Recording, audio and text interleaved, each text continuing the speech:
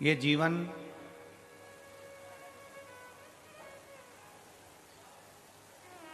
मानव का देह, मानव का शरीर, मनुष्य का ये देह जो प्राप्त हुआ है, ये कहीं ना कहीं भगवान की अविरल भक्ति को प्राप्त करने के लिए हुआ।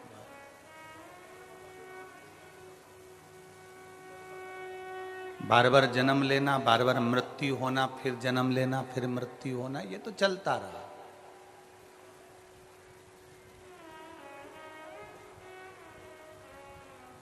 बार बार जन्म और मृत्यु,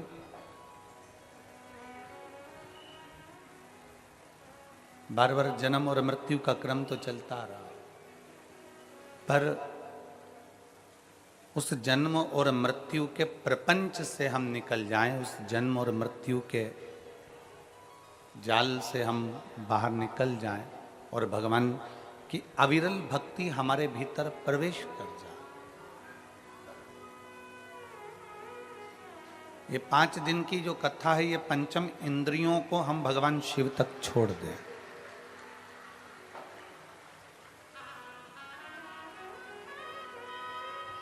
ये 5 दिन की कथा में हम भगवान शंकर की विरल भक्ति को प्राप्त कर लें।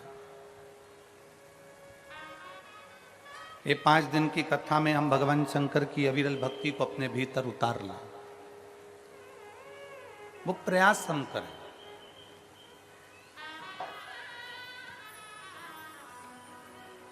शिव भक्ति हमारे भीतर कैसे आ सकती है? शिव भक्ति हमारे भीतर हम कैसे प्रवेश करा सकते हैं? उसका हम प्रयास करें। और देखिए, शिव कथा कोई साधारण सी कथा नहीं है।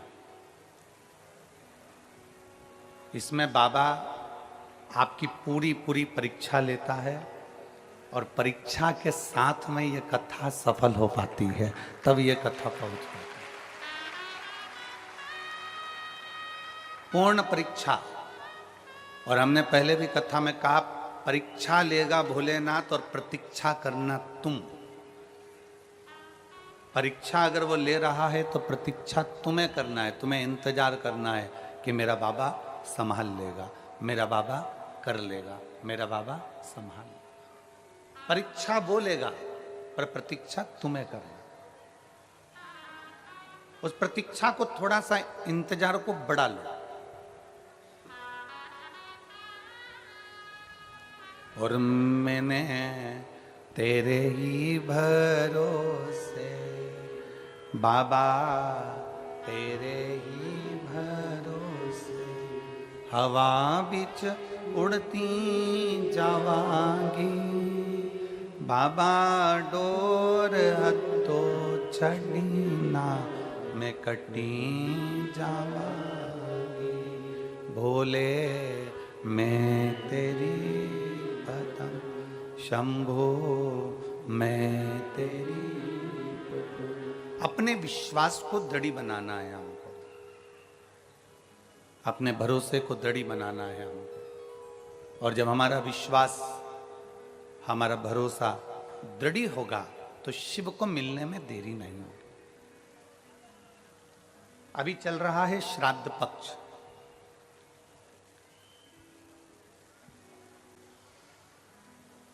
श्राद्ध का मतलब है श्रद्धा। अपने गुरु,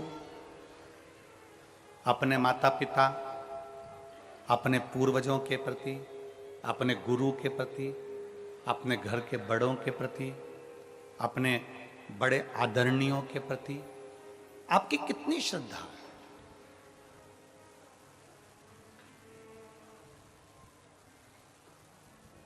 दुनिया के लोग कहते हैं कि अगर हम पितरों का स्मरण ना करें तो हमारे पितर रुष्ट हो जाते हैं। हम अपने पितरों का भजन ना करें तो हमारे पितर रुष्ट हो जाते हैं। परशु महापुराण की कथा कहती है, कोई ने कहा कि नखून मत काटना, पितर रुष्ट हो जाएंगे। कोई ने कहा महिलाएं ज्यादा श्रृंगार मत करना, पितृष्ट हो जाएंगे। कोई ने कह दिया नया साड़ी मत लेना, नया वस्त्र मत लेना, पितृ रुष्ट हो जाएंगे। पहले आप और हम समझें कि पितृपक्ष का मतलब क्या होता है। आस्था चैनल के माध्यम से जितने मेरे श्रोता भाई बहन इस वनवासी क्षेत्र से, छत्तीसगढ़ की इस परम भूमि से, धमतरी जिले से, राम पतवन गमन की इस भूमि से अगर आप कथा का रसपान करने के लिए बैठे हो और आस्था चैनल के माध्यम से सुन रहे हो, चाहे इस छोटे से गांव में, बहुत छोटा सा गांव, बहुत छोटा सा, शायद धमतरी जिले के लोगों को भी आश्चर्य हो रहा होगा कि इस छोटे से गांव में कथा कैसे हो गई। ये सोचने वाला विषय। पूरे धमतरी जिला वालों को, पूरे रायपुर जिला वालों को, पूरे दुर्ग वालों को, पूरे भिलाई वालों को और पूरे क्षेत्र वालों को ये सोचने में आ रहा होगा कि इतने छोटे से क्षेत्र में गुरुजी ने कथा दे कैसे दी। इतने छोटे से क्षेत्र, उसका केवल एक कारण था कि श्राद्ध पक्ष में दुनिया के लोग बाहर जाकर कथा सुन लेते हैं, पर यह वनवासी क्षेत्र ऐसा क्षेत्र है जिसमें लोगों के पास इतना धन भी नहीं रह पाता कि वो दूसरी जाके कथा श्रवण करें, इसलिए उनके लिए शिव पुराण यहां।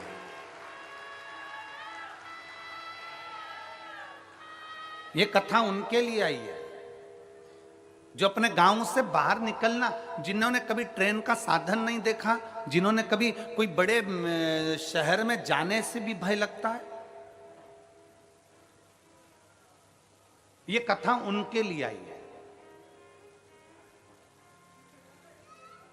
और जितने टीवी चैनल के माध्यम से कथा सुन रहे हैं, जितने आस्था चैनल के माध्यम से कथा सुन रहे हैं, आप ये मानकर चलो इस कथा के यजमान आप सब हैं और पूरा ये धमतरी क्षेत्र है। केवल एक यजमान नहीं, इसके आप सब यजमान। इसलिए भाव से, दिल से कथा का तत्व ग्रहण करिए। पितृपक्ष को हम समझें। किसी ने कहा नखून मत काटना, किसी ने कहा नया कपड़ा मत लेना, पितृपक्ष में 16 दिन नए कपड़े नहीं लेना चाहिए, कोई कहे ये नहीं करना चाहिए, कोई कहे मकान का मुहूर्त, कोई कहे ये मुहूर्त, कोई कहे वो मुहूर्त, कोई कहे अच्छा काम करने के लिए मत जाओ, अच्छा मंगल कार्य के लिए आगे मत बढ़ो। शिव महापुराण की कथा कहती है कि पितृ बुरे नहीं होते हैं,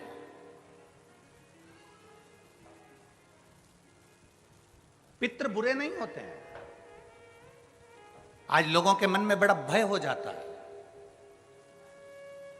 व्हाट्सएप खोलो, फेसबुक खोलो, तो ब्राह्मणों के लिए लोग कमेंट्स करना प्रारंभ कर देते हैं कि अब श्राद्ध पक्ष चालू हो गया, ब्राह्मण जीमने के लिए जाएंगे। कोई ब्राह्मण की तुलना कौवे से कर देता है, कोई कुछ कह देता है, कोई कुछ कह देता है। ना,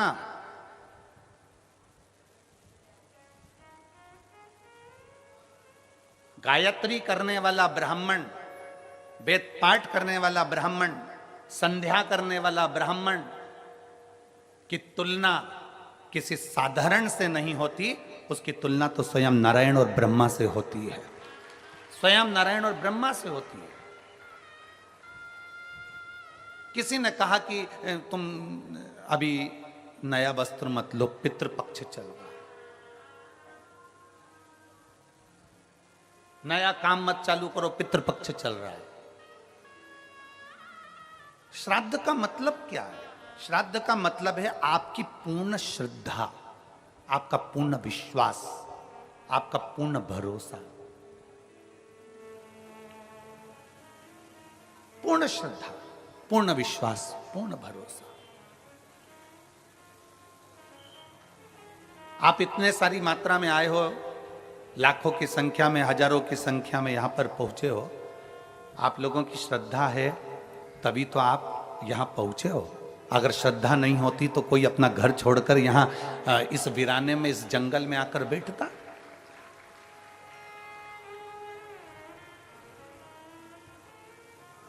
इस वीराने में, इस जंगल में कौन आता?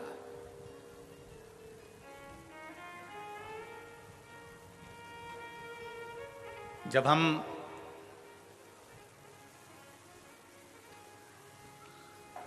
कल इस पवित्र भूमि पर आए छत्तीसगढ़ की, और इस कांटा कुणी गांव में के अंतर्गत हम यहाँ पहुंचे।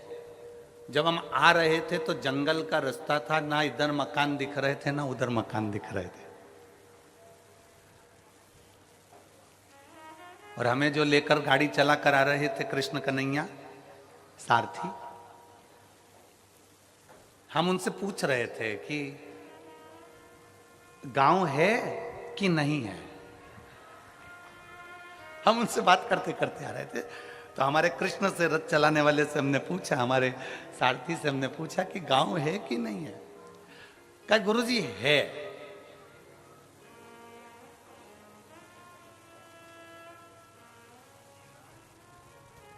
हमने पूछा कितना बड़ा है, तो वो बोला जहां से चालू होगा वहीं विराम हो जाएगा।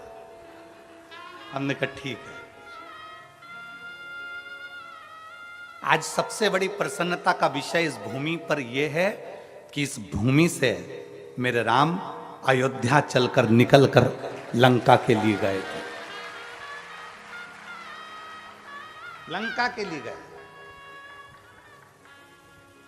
हमसे कई लोगों ने कहा कि आप धमतरी की कहीं हम व्यवस्था कर देते हैं, धमतरी रुक जाओ, पास में ही है, 15 किलोमीटर 16 किलोमीटर दूरी पर है। फिर कोई कांकेर, वहाँ रुक जाओ, वहाँ पर व्यवस्था हो जाएगी, वहाँ रुक जाओ, वहाँ व्यवस्था हो जाएगी। हमने कहा नहीं, हमको तो इसी गांव में रुकना है जिस गांव में मेरे राम जी रुक कर गए थे, जिस गांव से मेरे राम जी निकल कर गए थे, हमें तो वहीं रुकना, हमें वहीं रुकना। आप तो बस भगवत भजन का आनंद है, यहाँ सुख है। हमें इस मार्ग से जो भक्ति है वो जनमानस तक भेजना है। और ये कथा जो वनवासियों के बीच में आई है, ये कथा जो जनमानस के बीच में आई है, उसका एक आनंद हो।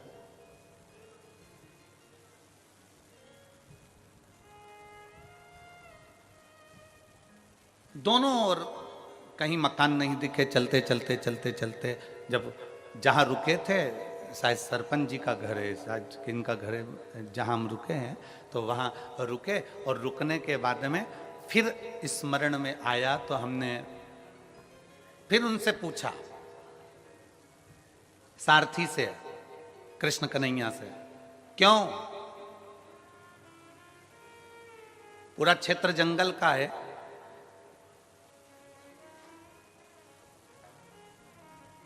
पंडाल में शिव भक्त पहुंचे कि नहीं पहुंचे? अरे गुरुजी वो तो 3 दिन पहले से ही पहुंच गए थे, तो 3 दिन पहले से ही पहुंच गए।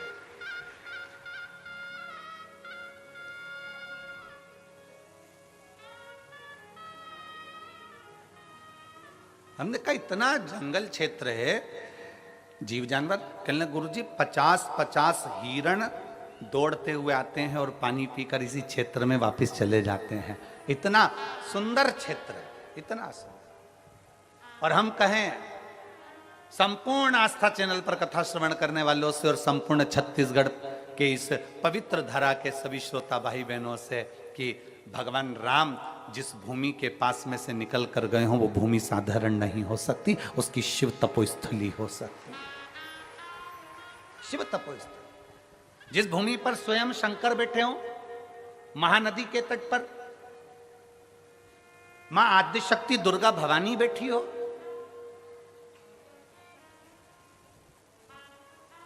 वो भूमि साधारण नहीं। एक विश्वास के साथ कथा सुनो।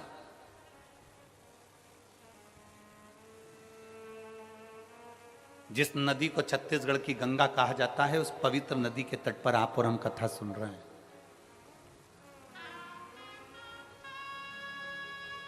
एक मन में विश्वास रखकर, श्रद्धा। श्राद्ध का मतलब पितर आपका बुरा करेंगे, यह श्राद्ध का मतलब नहीं है। पितर आपका बुरा करेंगे, यह श्राद्ध का मतलब नहीं है। पितर आपको श्राप देंगे, यह श्राद्ध का मतलब नहीं है। यह पितृपक्ष का मतलब नहीं है। नया कपड़ा मत लो, ये मत करो, वो मत करो, मुहूर्त मत करो, नए मकान की बात मत करो, संबंध की बात मत करो, शादी की बात मत करो। पितृपक्ष चल रहा है, श्राद्ध चल रहा है। लोगों ने भय पैदा कर दिया पितृपक्ष का, श्राद्ध पक्ष का। पर यदि कूर्म पुराण को पढ़ा जाए, यदि देवी भागवत को पढ़ा जाए, यदि लिंग पुराण को पढ़ा जाए, यदि शिव महापुराण को पढ़ा जाए, तो हमारा शास्त्र कहता है कि पितृ पक्ष से सुंदर कोई पक्ष नहीं हो सकता, जिसमें पितरों का भी आशीर्वाद देवताओं के साथ मिलता है।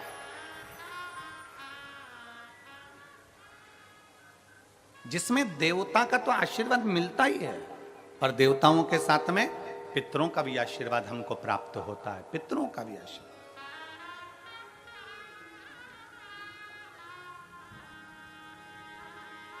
पितरों का भी वर हमें प्राप्त होता है।